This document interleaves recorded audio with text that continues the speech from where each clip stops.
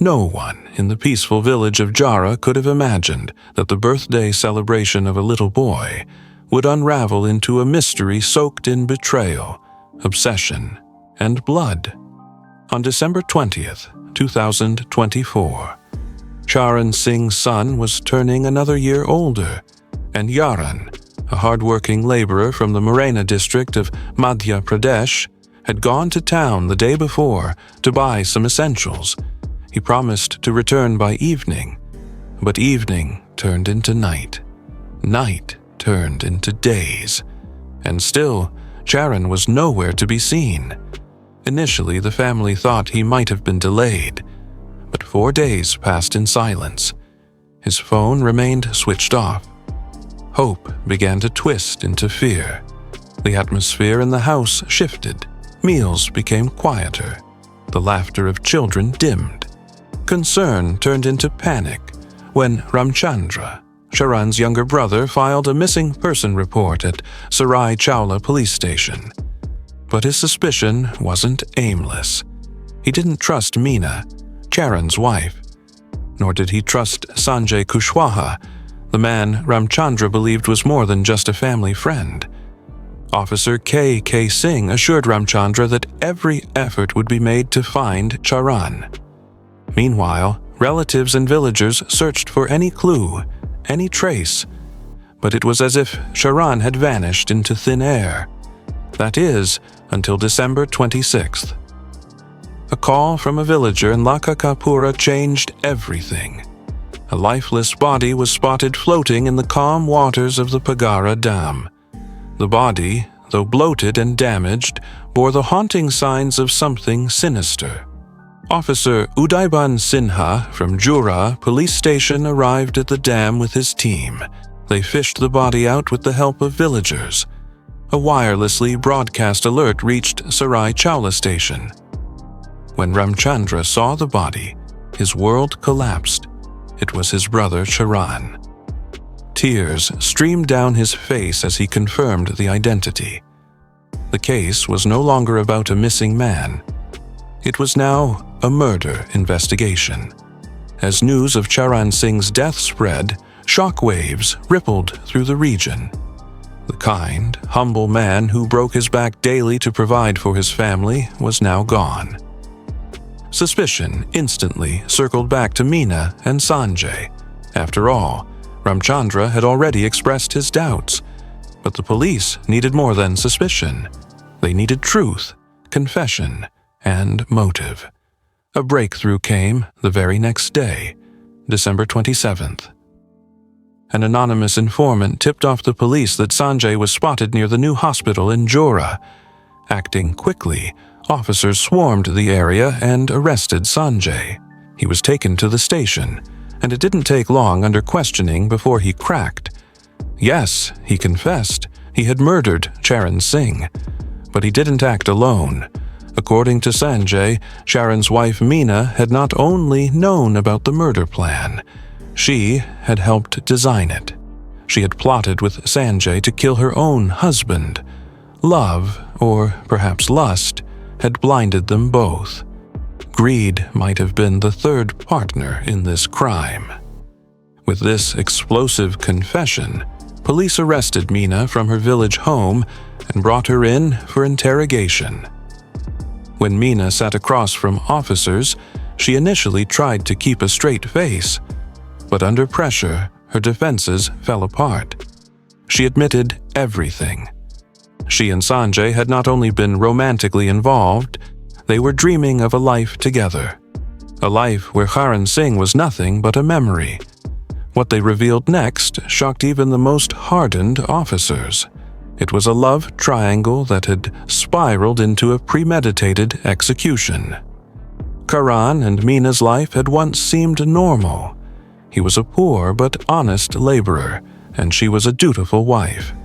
Their marriage had been arranged like many others in the village, through family connections and societal expectations.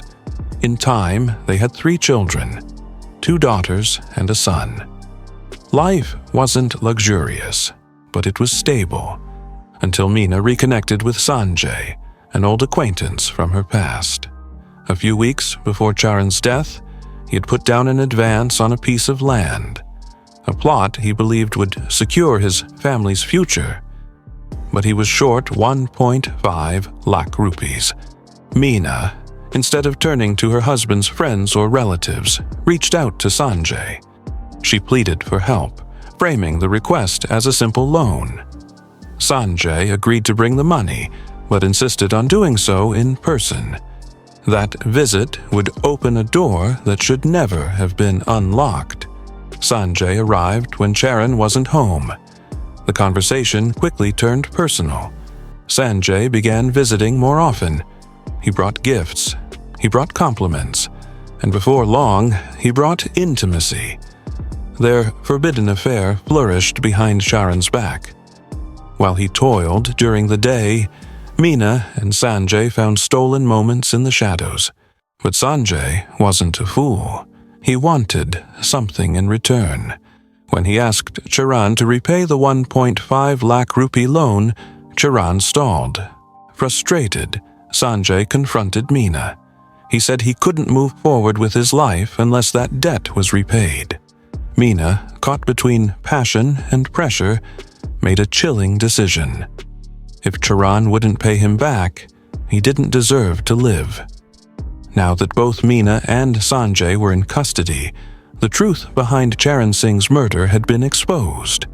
The world now saw the smiling mother of three and the charming young man as something far more sinister, a duo capable of cold-blooded murder.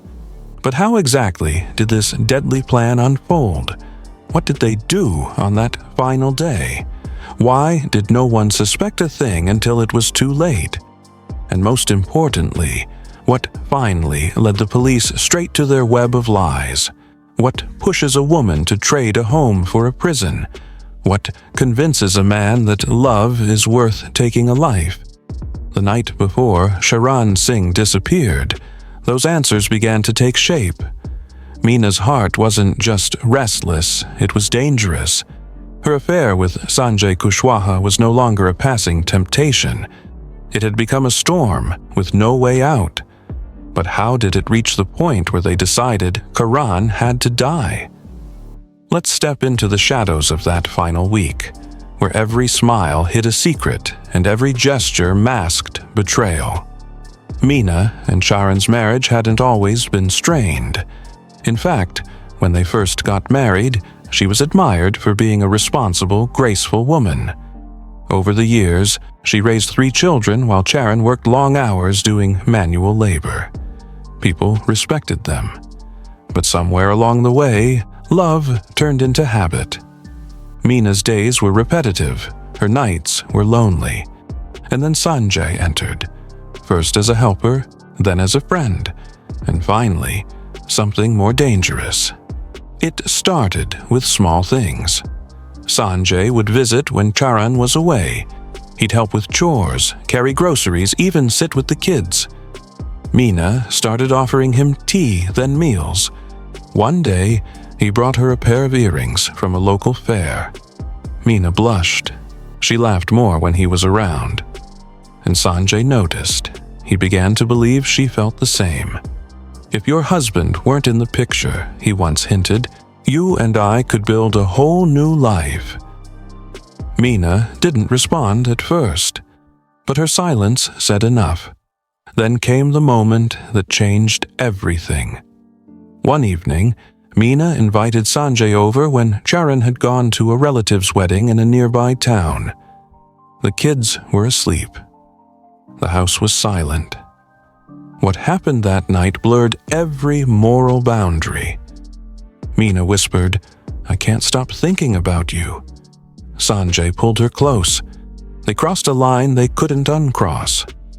What they didn't know was that a neighbor had seen Sanjay sneak into the house that night. Whispers started to spread. Charan was no fool. A neighbor eventually pulled him aside and spoke bluntly. "Your wife. She's seeing someone. That Sanjay fellow. He visits when you're not home." Charan's world tilted. He confronted Meena, but she denied it. "People talk nonsense," she scoffed. But the damage was done. Doubt crept into Charan's heart. He began coming home early, watching more closely. Meena noticed and warned Sanjay to stay away for a while. But distance only made the affair more intense. Meena and Sanjay started meeting in secret, at her parents' home, in marketplaces, even in alleyways late at night. Then one day, Charan spotted them together again. The tension exploded. He slapped Meena, broke her phone, and accused her of humiliating him.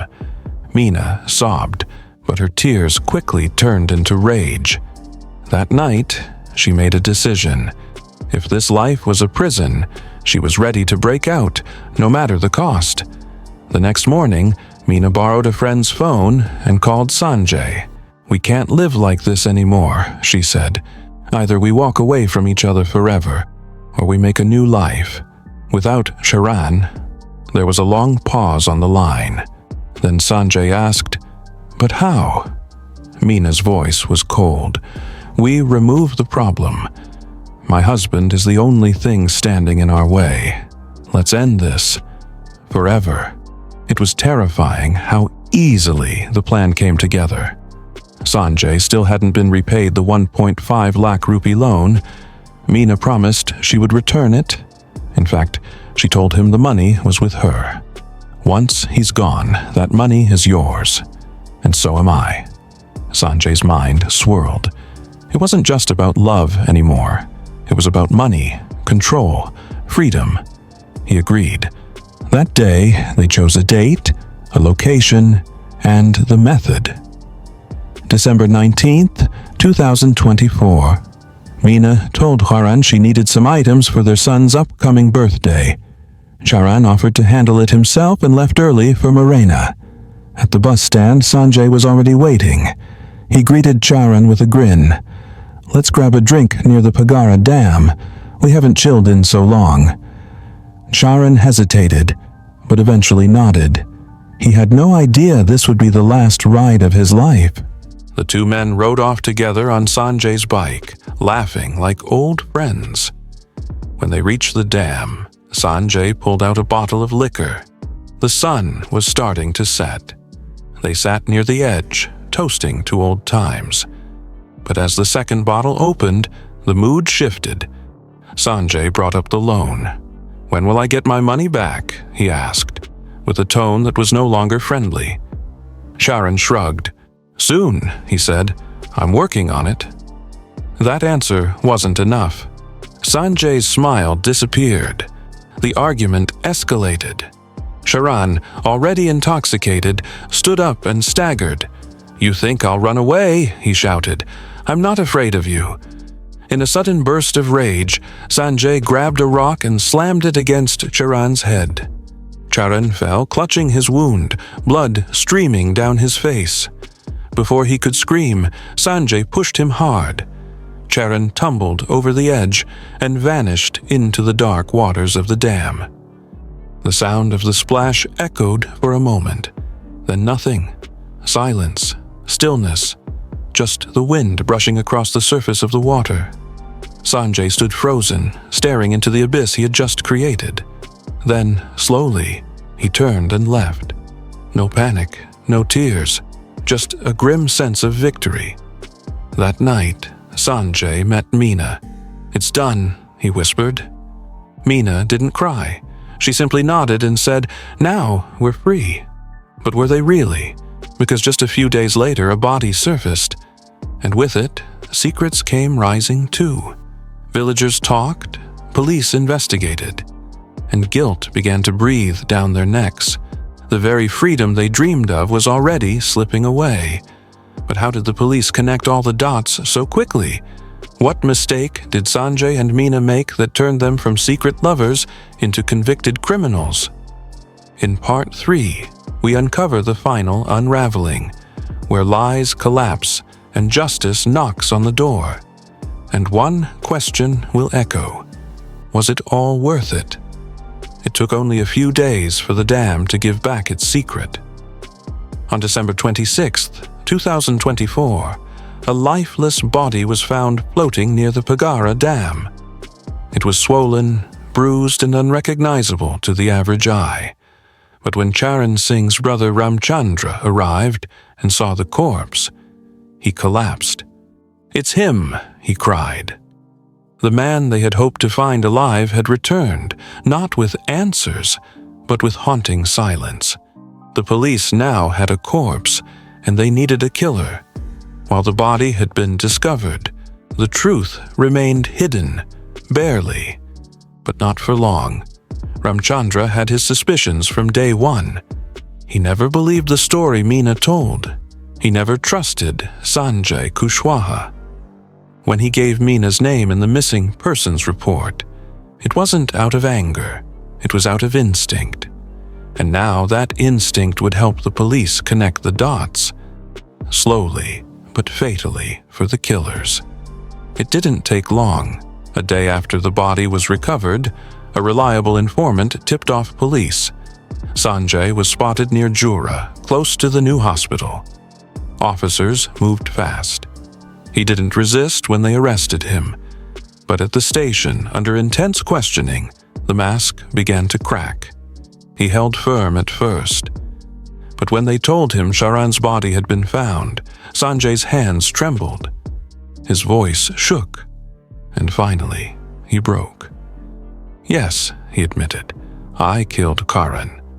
But it didn't stop there. He told them everything. How he and Meena had fallen into a passionate affair, how the loan had turned into a weapon, how Meena begged him to help get rid of Charan, and how, on a quiet afternoon by the dam, he had ended a man's life with his own hands. "She promised we'd be together forever," he said, "that the money and the children would be mine, that we'd have a new life." But as the cold walls of the police station surrounded him, that dream already felt like a lie. The police now had enough to arrest Meena. They reached Jara village early the next morning. Meena was calm when they brought her in, but once inside the interrogation room, when the officer said, "Sanjay has told us everything," her face turned pale. She tried denying it. She blamed Sanjay. She even claimed innocence. But when she was shown her call records, the earrings he had gifted her, and Sanjay's confession, she gave in. "I didn't want to kill him," she said, "but I had no other choice. I was dying every day in that marriage. I wanted freedom. I wanted love. I wanted peace." What followed was a chilling recount of betrayal. Meena admitted to everything, the lies she told her husband, the secret meetings, and the night she asked Sanjay to do something. She even confessed that she had set the date for the murder and had planned to retrieve the loan money from her husband's belongings after he died.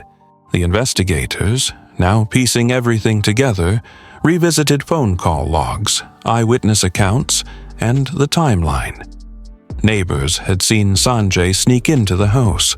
Market vendors remembered seeing Meena and Sanjay together. Even the man who sold the earrings came forward. One by one, each clue painted a picture of a murder built on obsession and deceit. In court, both were charged with conspiracy and first-degree murder. The public followed the case closely. News channels called it the Dam Affair. Some viewers blamed poverty. Others blamed lust. But most were shocked that a mother of 3 would be part of such a brutal act. During the hearing, when the judge asked Meena why she didn't simply divorce Charan, her answer stunned the courtroom. "Because if I left, I'd lose everything, my home, my children, my life. But if he died, I'd gain everything." But she was wrong.